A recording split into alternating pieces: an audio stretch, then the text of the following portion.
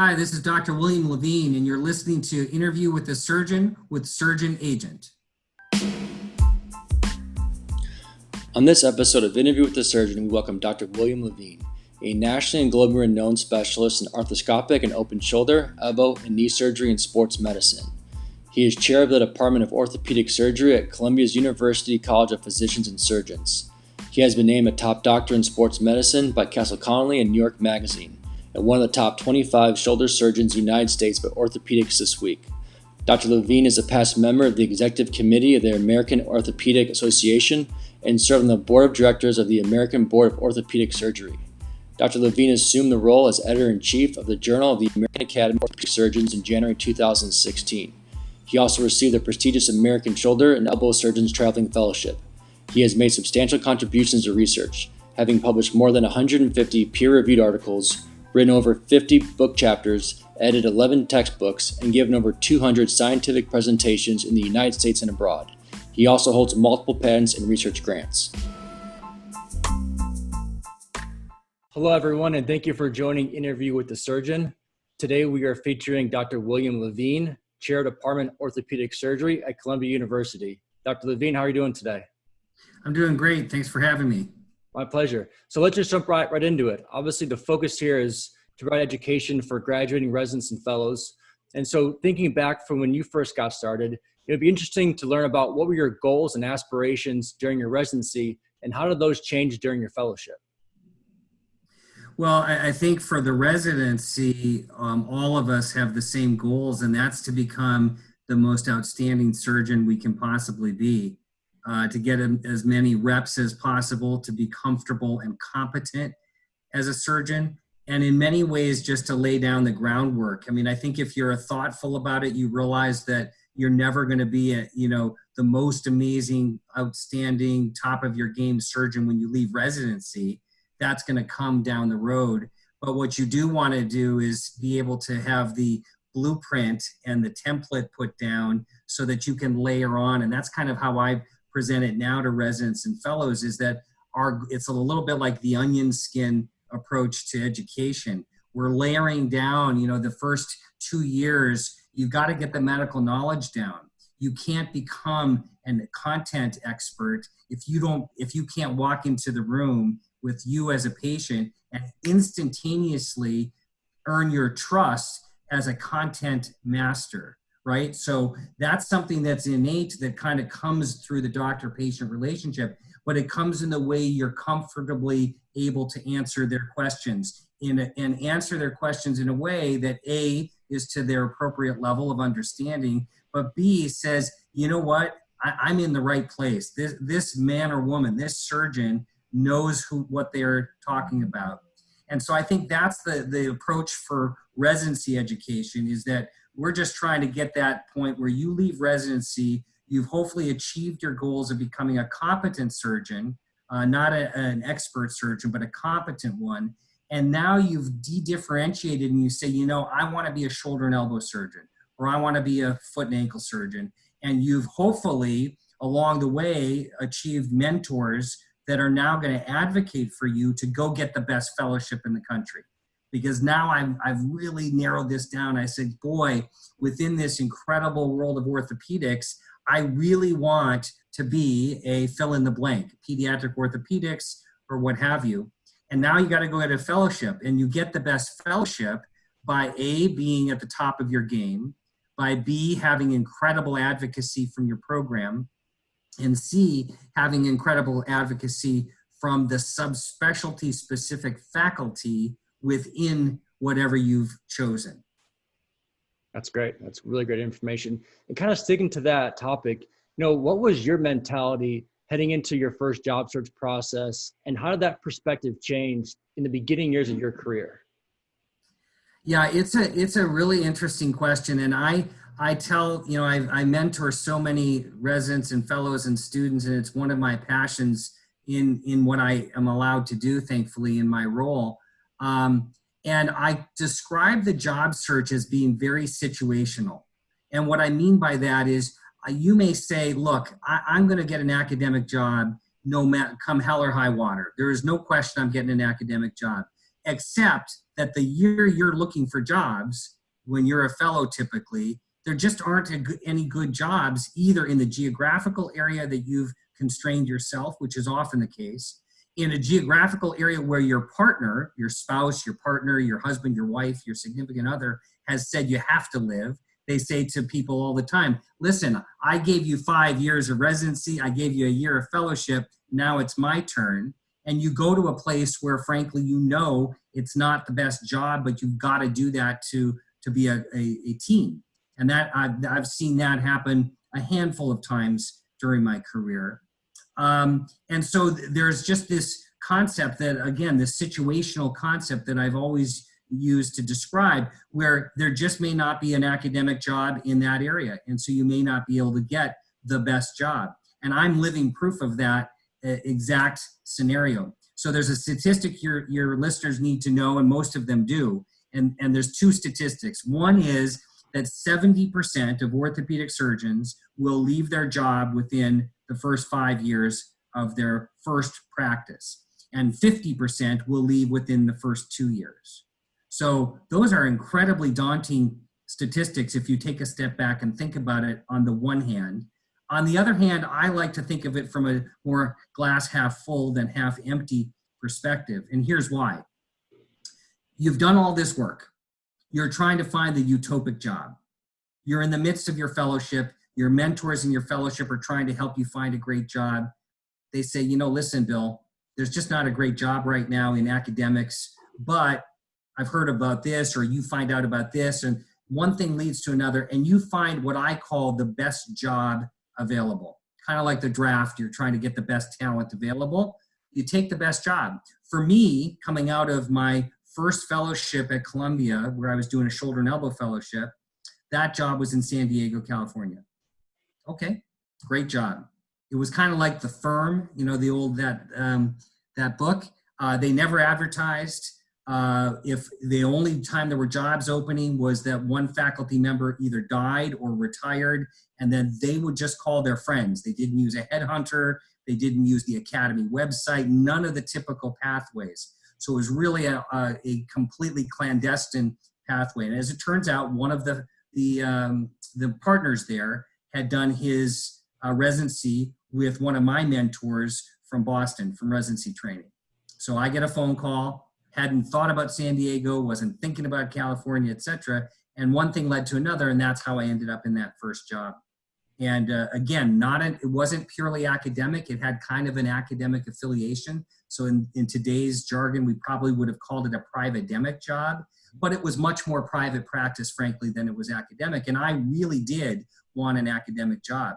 I wanted to be teaching residents and medical students and fellows and doing research and all those things. But again, that year, there just weren't any great jobs. So I took the job, go to California, start to get my cases under my belt. Now I'm on my own for the first time. And as luck and life would have it, I ended up pursuing a second fellowship at the University of Maryland. And so left the job after 1 year, came back to the East Coast, did my second fellowship. And then in 1997, Dr. Louis Biliani, who's my mentor from fellowship and my mentor and life friend now, became chair at Columbia in 1997. So in 1998, I was now looking for a job, and I was his first recruit to come back to Columbia. And I had a unique opportunity to merge what was shoulder and elbow surgery and sports medicine surgery, which I had done the two fellowships in, into one. And so as a 33-year-old coming out of my 1 year in practice and two fellowships sandwiched in between, this was a pretty unique opportunity for me to be able to have the legacy of the shoulder service, which was the oldest and most prestigious and world-renowned shoulder service. But sports medicine at Columbia, interestingly enough, did not exist. They had at that time what they called the knee service or the lower extremity service, but the old-time Columbia faculty, or in those days called New York Orthopaedic Hospital, NYOH, their faculty, frankly, did not believe, quote unquote, in sports medicine. So it allowed me as this young kind of whippersnapper to come in and have the kind of the legacy part of the shoulder practice and the shoulder service, but I was able to create something brand new that didn't exist with sports medicine. And for me, that was really powerful because rather than just be the seventh guy on the list, which is what would have been the case with the shoulder service, I was the first guy on the list with sports medicine. So I was able to really do some unique and innovative things that I thought were pretty amazing to come to a place like Columbia and be able to do something like that. That's really great. I mean, that's great information for our viewership too. And so on that same topic, what would you say for you as far as the success that you've seen? You know, what were some of those key factors in yourself and your own personal growth that kind of catapulted you throughout the early part of your career into what you are now, the top of the game? I think a lot of people have strong ambitions, but learning how to get there and understanding how to get there are really important for them. Well, they talk about the 3 A's of building a medical practice. The 3 A's are availability, affability, and ability. And some people say that it goes in that order. And there's probably some truth to that. You certainly don't want to be a unable surgeon. Sure. But the point being that availability is kind of that thing we try to drive into residents and fellows. When you get that phone call, can you see this patient? Can you do this surgery? Can you take this extra call? Can you help me with this difficult? The answer to every one of those questions is an unequivocal yes for at least 5 years of your life and maybe 10, because it takes about 5 years on average to develop a mature orthopedic surgery practice in most urban areas. Of course, there's always exceptions to the rule. You go to the perfect job in an underserved area. But in general, we tell our graduates that it takes about 3 to 5 years to get your practice to a mature level. So you have to be available. Affability, I think how can you underestimate how important that is? You know, the days of being the obnoxious, arrogant, conceited surgeon throwing things in the operating rooms and the things that used to happen embarrassingly so in the old days are long gone. And yeah, there's certainly prickly people in all walks of life. We understand that. In the insurance world, I'm sure there's some prickly people, right? But at the end of the day, this is a interpersonal relationship that we're pursuing on every facet with the patient, with the referring doctors, with your staff, with OR staff, with radiology, with other services that rely on referring patients to the orthopedic surgeon. And you know what a referring doctor wants? Referring doctor wants this. Referring doctor wants to make one phone call. They want their office coordinator to be able to call and say, hey, I have a patient that I'd like to send to Dr. Levine. Now, if Dr. Levine's system is set up to say, well, have you had an MRI? Have you had an X-ray? Have you had a physical exam? Have you had a cortisone injection? Have you had blah, blah, blah, blah, blah, blah, blah, which is frankly what a lot of super specialized doctors will do, then many of those referring doctors are like done. They don't want to have to, check a million different boxes. They just want to get their patient taken care of, and they think that I'm the right doctor to do it. So the answer from my staff and my system is we can see him today. And if we can't get him in because you want to go to a different office where I don't happen to be, you could see my nurse practitioner today, or you can see me later in the week at this office or later in the week at this office. But the answer is never that you're going to have an appointment in 6 weeks. That's never been the case in my 21 years of practice, and it'll never be the case because that's just not the way I believe that you should practice medicine. And it's, of course, a very personal choice I've made, but I think that's the availability part. And of course, ability, at some point, you got to have the ability. Mm-hmm. So you have to be able to deliver the goods, and you have to be able to have patient outcomes, because ultimately, there's the early part where you might get referrals because I'm at Columbia, or because you're at Johns Hopkins, or because you joined the best orthopedic private practice group in Austin, Texas, or wherever you may be. And of course, you get some street cred from any of those scenarios. But at some point, you have to put your big boy or your big girl pants on and you have to be able to generate those referrals based on your own reputation. Now patients are saying, you know what, this guy's the best. I had a great outcome. You've got to go see my doctor. And there's that pride that people have. It's a self-fulfilling prophecy, I guess. If you saw this doctor and you had a great outcome, then you want others to go there. And so that's the third A of developing a busy practice. I like that. And I know that you've done a lot of work with the players associations. Can you just kind of touch on how you got involved with that just through all the stuff you've done before? Well, I think that's part of, in your first 5 years of your career, you're trying to establish your reputation. You're trying to do good work. You're getting busier both clinically and surgically, and in my case, academically, doing research and so on and so forth. And you're also getting involved with organizations if you're on that path. And so in orthopedics, there's a lot of organizations. And because we all do subspecialty training, or 98% of us do today anyway, that means that you're going to have the opportunity to join some professional organizations that are subspecialty specific, like the American Orthopaedic Society for Sports Medicine, like the American Shoulder and Elbow Surgeons, for which I'm currently serving as its 36th president. So it's a huge honor for that. Arthroscopy Association of North America is another one, that's another organization that does a lot in the world of shoulder, elbow, and sports medicine. So those three organizations are the ones that I have most aligned with from a purely orthopedic perspective. And because of my relationship with those organizations, both at the national and international level, then at some point that gives you, again, some street credibility, and you get some interaction with some other organizations. My role as a head team physician at Columbia University for 21 years obviously has given me a lot of access and exposure to athletes of all types, student athletes, professional athletes, weekend warriors, and so forth. And so at some point, the NFL Players Association, the NHL Players Association, both contacted me, and they have a second opinion program, which is really a great option for their athletes. Because, you always worry as an athlete, if I have to see the team doctor, do they have my best interest at heart, or do they have the team's best interest at heart? And thankfully, the majority, 99% of the time, they actually have the athlete's best interest at heart.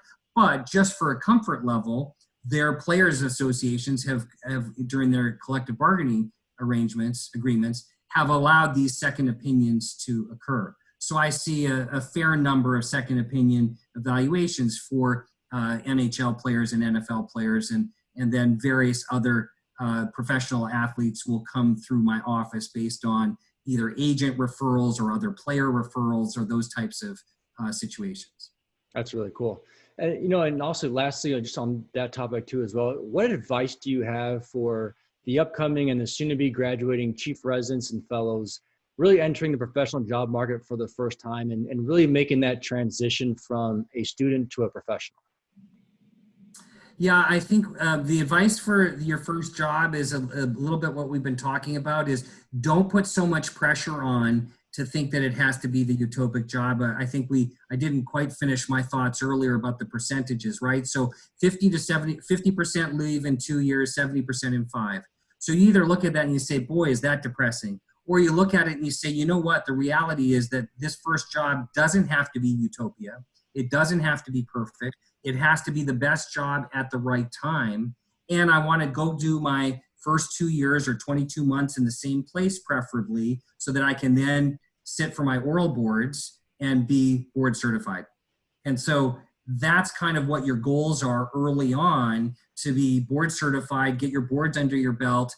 And then, you know what, if it's not the perfect job, now you actually know different questions to ask that you might not have known the first time around.